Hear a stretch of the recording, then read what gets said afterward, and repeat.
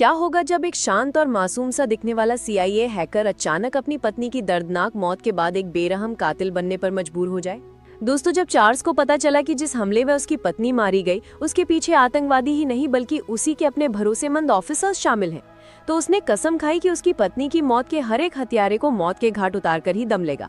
लेकिन क्या एक ऐसा सीधा साधा इंसान जिसने कभी बंदूक पकड़ना तो दूर, कभी किसी से मामूली बहस तक नहीं की, क्या वो दुनिया के सबसे खूंखार खतरनाक क्रिमिनल लोगों का शिकार कर पाएगा या फिर खुद उन्हीं का शिकार बन जाएगा? चलिए जानते हैं हमारी आज की इस दिल दहला देने वाली कहानी को। कहानी की शुरुआत होती है चार्ल्स नाम के एक CIA क्रिप्टोग्राफर से, जो इस वक्त गैरेज में अपनी लविंग वाइफ सारा के लिए एक एयरप्लेन तैयार कर रहा था। इतने में सारा इसके पास आकर इसे भर के अंदर ले जाती है और बताती है कि मैं बिजनेस मीटिंग के सिलसिले में लंदन जा रही हूँ। सारा के दूर जाने से चार्ल्स काफी मायूस हो जाता है। ये देख सारा इसे भी साथ चलने को कहती है, पर काम की वजह से चार्ल्स इसके साथ नहीं जा पाता और खुशी खुशी सारा को अलविदा करके खुद भी अपने CIA ऑफिस के लिए रवाना हो जाता है। चार्ल्स का ऑफिस में सिर्फ एक ही बेस्ट फ्रेंड था, बेयर।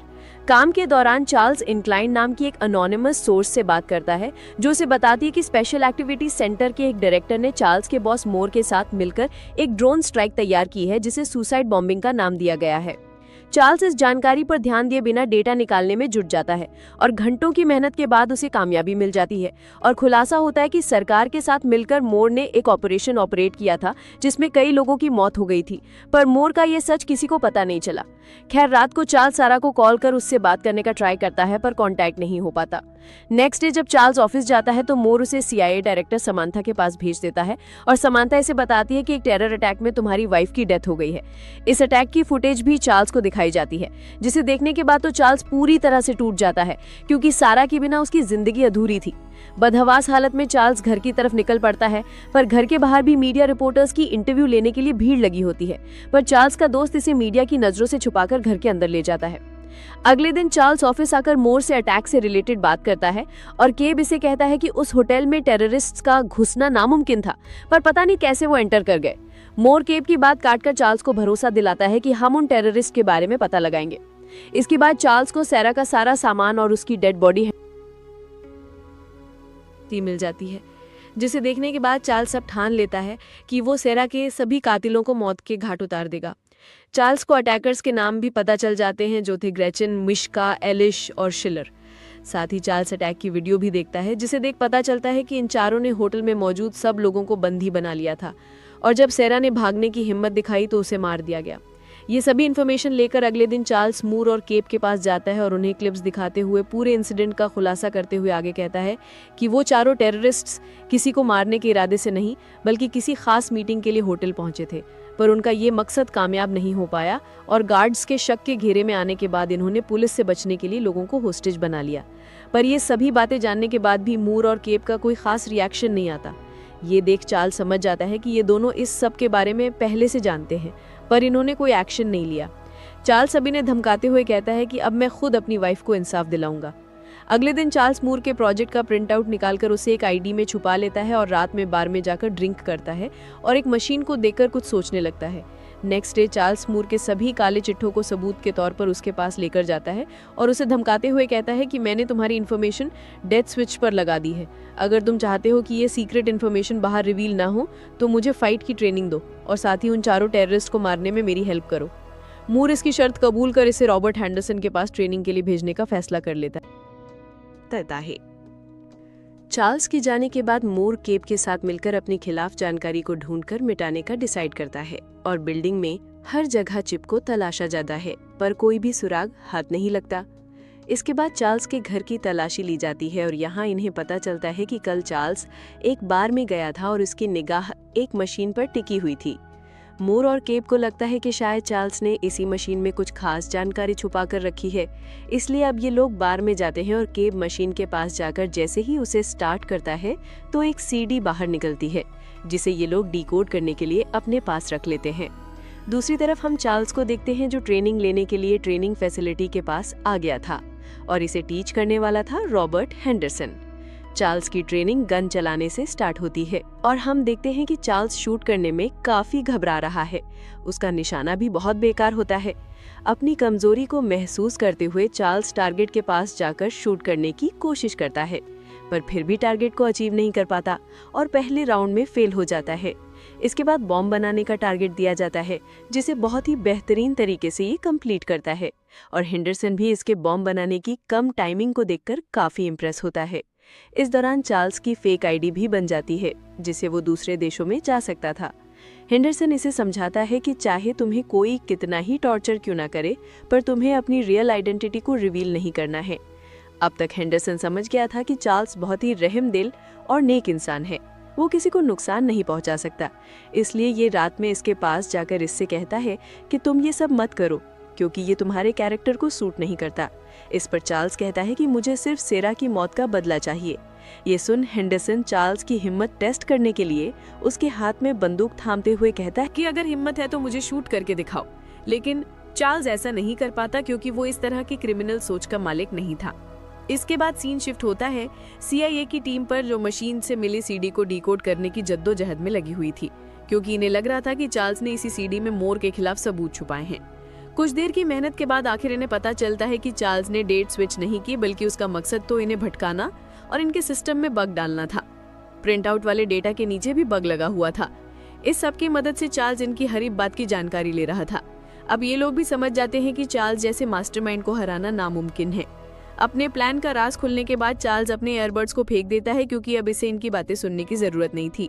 चार्ल्स जब ट्रेनिंग कंप्लीट करने के बाद अपने चारों टारगेट्स को मारने के लिए निकल पड़ता है। इधर मोर हेंडरसन को कॉल कर उसे चार्ल्स को मारने का हुक्म देता है, और हेंडरसन अब चार्ल्स को फॉलो करना शुरू करता है। इधर चार्ल्स लंदन से सीधा पेरिस के लिए रवाना होता है, क्योंकि यहाँ ग्रेचन नाम के टेररिस्ट मौजूद थी। चार्ल्स किसी तरह ग्रेचन का एड्रेस भी जान लेता है, और जब रात में ग्रेचन घर से बाहर निकलती है तो चार्ल्स मौके का फायदा उठाकर उसके घर में दाखिल हो जाता है और फिर पूरे घर की तलाशी लेने लगता है। ये कई जरूरी चीजों की फोटो भी क्लिक करता है, और जैसे ही ड्रॉर ओपन करता है तो इसे एक गन रखी दिखाई देती है। इतने में चार्ल्स को किसी के आने की आहट महसूस होती है, और ये जल्दी से ऊपर एक कोने में जाके छुप जाता है। ग्रेचन इसके ठीक निशाने पर होती है, पर फिर भी ये उसे शूट नहीं कर पाता और निराश होकर घर चला आता है। फोटो को देखने के दौरान इसे पता चलता है कि ग्रेचन अक्सर हॉस्पिटल जाती रहती है, क्योंकि ग्रेचन एलर्जी से सफर कर रही थी। ये सब जानने के बाद अब चार्ल्स ग्रेचन को मारने का दूसरा तरीका निकालता है, और अगली सुबह वो फूल खरीदता है जिससे ग्रेचन को एलर्जी थी। इधर ग्रेचन कुछ मेडिकल टेस्ट करवा रही होती है, और तभी चार्ल्स डॉक्टर का गेटअप लेकर उसके पास आ जाता है, और जिस चेंबर के अंदर ग्रेचन बंद थी उसे बाहर से लॉक कर ऊपर से उसमें एलर्जिक फूल डालने लगता है। हालांकि ग्रेचन इसे ऐसा करने से मना करती है, पर चार्ल्स इस पर कोई रहम नहीं दिखाता है और इससे मेन टेररिस्ट के बारे में पूछता है। लेकिन ग्रेचन की हालत खराब होती देखिए उसे जल्दी से बाहर निकाल देता है, और दोनों में ताबड़तोड़ फाइट होने लगती है, और जल्दी से ग्रेचन इसे पीछा छुड़ाकर बाहर भागने की कोशिश करती है। पर चार्ल्स भी इसे इतनी आसानी से छोड़ने वाला नहीं। ये इसका पीछा करता रहता है, और दोनों भागते भागते रोड पर आ जाते हैं। पर तभी फुल स्पीड से एक कार ग्रेचन की तरफ आती है, और ग्रेचन को हिट कर उसे यही मौत की नींद सुला देती है। ये देख चार्ल्स ग्रेचन के करीब जाकर जमीन पर पड़े उसके फोन को उठाकर यहाँ से भाग निकलता है और अपने घर आ जाता है, और अपनी बॉडी पर लगे खून को साफ करने के बाद अब अपने दूसरे टेररिस्ट को मारने के लिए निकल पड़ता है। इधर मूर को भी जानकारी मिल जाती है कि ग्रेचन मारी जा चुकी है। मूर को समझते देर नहीं लगती कि ग्रेचन की मौत के पीछे चार्ल्स का ही हाथ है, पर समानता इसे कहती है कि इस डेथ की वजह एक्सीडेंट बताई जा रही है। दूसरी तरफ हम चार्ल्स को देखते हैं, जो बार में बैठा ड्रिंक कर रहा था, क्योंकि इसे यकीन नहीं हो रहा था कि इसने किसी की जान ली है। तभी इसकी नज़र हेंडरसन पर पड़ती है, जो इसे फॉलो करते हुए यहाँ तक आ गया था। हेंडरसन से बचने के लिए चार्ल्स यहाँ से भागने लगता है, और बचते बचाते दूसरे बार में आ जाता है, पर हेंडरसन मौत की तरह यहाँ भी इसके पीछे चला आता है। चार्ल्स इसे देख बाथरूम में चला जाता है, जहाँ भागने के लिए कोई विंडो नहीं थी। अब चार्ल्स भागने से बेहतर इससे बात करने का फैसला करता है, और पूछता है तुमने मुझे कैसे ढूंढा। इस पर हेंडरसन कहता है कि मैं जानता था ग्रेचन की मौत के बाद उसका फोन तुम्हारे कब्जे में ही होगा, बस उसी के फोन को ट्रैक करते हुए तुम तक पहुंच गया। इस दौरान चार्ल्स वॉशरूम में छोटा सा एक्सप्लोजन करके यहाँ से भाग निकलता है, और अब ग्रेचन के मोबाइल को ट्रैक करके उस तक पहुंचना नामुमकिन था।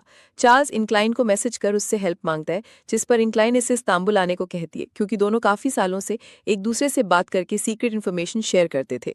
इंक्लाइन से मिलने के लिए ये इस्तांबुल आ जाता है, और एक लेडी पास आकर इसे साथ चलने को कहती है, और खुलासा होता है कि यही इंक्लाइन ये चार्ल्स को कार में बैठाकर अपने ठिकाने तक ले जाने लगती है, और रास्ते में बताती है कि तुम्हारे साथ जो कुछ भी हुआ मुझे सारी खबर है। साथ ही ये अपने बारे में बताते हुए कहती है कि मेरे हस्बैंड CIA के एजेंट थे, लेकिन काम वो रशियन एजेंसी के लिए करते थे ताकि सीक्रेट इन्फॉर्मेशन CIA को दे सके, और इसी बीच उनकी डेथ हो गई थी, जिसका कारण आज भी एक राज बना हुआ है। इंक्लाइन चार्ल्स को अपने घर लाती है, जो बहुत ही सेफ और सिक्योर था। यहाँ पूरा सिस्टम इंस्टॉल किया गया था, जिससे रिलेटेड इंक्लाइन कहती है कि अगर कभी रशिया ने यहाँ अटैक किया तो मैं एक डिलीट बटन प्रेस करके सारी इन्फॉर्मेशन चुटकियों में रेस कर सकती हूँ। इसके बाद इंक्लाइन चार्ल्स के बाकी तीनों दुश्मनों की डिटेल्स निकालती है। इधर हम समंथा को देखते हैं, जो जान चुकी थी कि मूर ने हेंडरसन को चार्ल्स को मारने का टास्क दिया है, इसीलिए मूर से कहती है कि चार्ल्स को मारने का प्लान बदल दो। दूसरी तरफ हम चार्ल्स को देखते हैं, जो मिशिका को ट्रैक करते हुए एक शानदार होटल में आ गया था, क्योंकि इसे जानकारी मिली थी कि मिशिका होटल के रूफटॉप पर स्विमिंग करने का शौकीन है। ये पूल ग्लास से बना हुआ था, जिसे तहस नहस करने और मिशिका को इसी में मारने के लिए चार्ल्स एक खास डिवाइस बनाता है और होटल में वापस आ जाता है। यहाँ चार्ल्स को एक आदमी जाना पहचाना लगता है, जिसे देख ये समझ जाता है कि इसे फॉलो किया जा रहा है। और यहीं पर हम हेंडरसन को भी देखते हैं। इंक्लाइन, जिसने होटल के कैमरा हैक कर रखे थे, वो चार्ल्स को अलर्ट करते हुए कहती है कि यहाँ CIA एजेंट के साथ साथ हेंडरसन भी मौजूद है, इसलिए ये चार्ल्स को अभी कुछ भी ना करने की सलाह देती है। पर चार्ल्स इसकी एक नहीं सुनता और पूल के पास पहुंच जाता है और मिशिका से टेरर अटैक के हेड के बारे में पूछताछ करता है। पर मिशिका इसे कुछ नहीं बताता और गुस्से में चार्ल्स पूल को तोड़ देता है और पूल से नीचे गिरते ही मिशिका की मौत हो जाती है। इंक्लाइन चार्ल्स से कॉन्टैक्ट कर उसे बताती है कि हेंडरसन अब तुम्हारी तरफ ही बढ़ रहा है, इसलिए तुम्हें अभी यहाँ से निकलना होगा। चार्ल्स को भागता देख हेंडरसन इसके बेहद करीब पहुंच जाता है, पर इससे पहले कि कुछ कर पाता, समंथा का आदमी आकर हेंडरसन पर हमला कर देता है और हेंडरसन को शूट करने की कोशिश करता है, पर इससे पहले ही हेंडरसन उसे मार गिराता है। इन दोनों की फाइट के दौरान मौका देखकर चार्ल्स यहां से बचकर भाग जाता है। अब मूर को भी पता चल जाता है कि समंथा ने चार्ल्स को प्रोटेक्ट करने के लिए अपने आदमी भेज दिए थे, इसलिए ये समंथा से चार्ल्स की लोकेशन पूछता है और समंथा उसे होटल का नाम बता देती है, जिसकी CCTV फुटेज चेक करने के दौरान मूर को चार्ल्स के कान में लगी एयरपीस नजर आ जाती है, जिसे हैक करके ये लोग चार्ल्स की बातों को सुनने लगते हैं और इंक्लाइन के बारे में भी इन्हें जानकारी मिल जाती है। दूसरी तरफ हम चार्ल्स और इंक्लाइन को देखते हैं, जो अब इस्तांबुल वाले घर में थे। रात में बत्तखों के चीखने की आवाज सुन इंक्लाइन समझ जाती है कि उनकी जान खतरे में है और कैमरा में इन्हें कुछ सोल्जर्स घर की तरफ आते हुए नजर आते हैं। इंक्लाइन जल्दी से सारा डेटा इरेज कर चार्ल्स को लेकर यहां से भागने लगती है, पर ये सोल्जर्स की नजरों में आ जाते हैं और इन पर फायरिंग होने लगती है। इस अफरा तफरी के माहौल में इनकी कार का एक्सीडेंट हो जाता है और जख्मी इंक्लाइन को चार्ल्स साइड सीट पर बैठाकर खुद ड्राइविंग करता है और गाड़ी को पार्किंग में ले जाकर गाड़ी को पार्क करता है। इंक्लाइन की डेथ हो चुकी थी, इसलिए ये अब अकेले ही मिशन पर निकल पड़ता है। अब ये एलिश के साथ एक वेपन डील फिक्स कर उसके पास जाने लगता है, पर जाने से पहले ये अपनी एक फुटेज बर्लिन के कैमरा में डाल देता है, जिससे CIA वालों को लगता है कि चार्ल्स बर्लिन में ही है। चार्ल्स एलिश को बॉक्स खोलने को कहता है जिसमें बॉम्ब रखे हुए थे। चार्ल्स इसे धमकाते हुए कहता है कि अगर जरा भी होशियारी की तो ये बॉम्ब ब्लास्ट होते ही तुम्हारी जान ले लेंगे। चार्ल्स एलिश से उसके बॉस का नाम पूछता है, जो कि शिलर है और ये बाल्टिक सी में रहता है। सब जानने के बाद चार्ल्स तो यहाँ से निकल जाता है, पर बॉम्ब ब्लास्ट होते ही एलिश मारा जाता है। अब चार्ल्स शिलर की तलाश में उसके पास आ जाता है और शिलर के गार्ड्स पर पैनी नजर बनाए रखता है। एक दिन एक अनजान शख्स चार्ल्स के पास आकर उसे शिलर के ठिकाने पर ले जाता है। शिलर जानता था कि चार्ल्स ने मोर और कैलिब के साथ कौन सी डील की है और इसकी वीकनेस क्या है, इसलिए ये चार्ल्स को शूट करने को कहता है। और तभी शिलर को पता चलता है कि उनकी शिप दूसरी दिशा में जा रही है और कैप्टन भी इसे कंट्रोल नहीं कर पा रहे थे। चार्ल्स इन्हें बताता है कि ये शिप गल्फ ऑफ फिनलैंड में ही जाकर रुके भी। कुछ देर बाद शिलर को पुलिस अरेस्ट कर लेती है और मोरकेप का सच भी सबके सामने आने के बाद उन्हें हथकड़ियां पहना दी जाती हैं।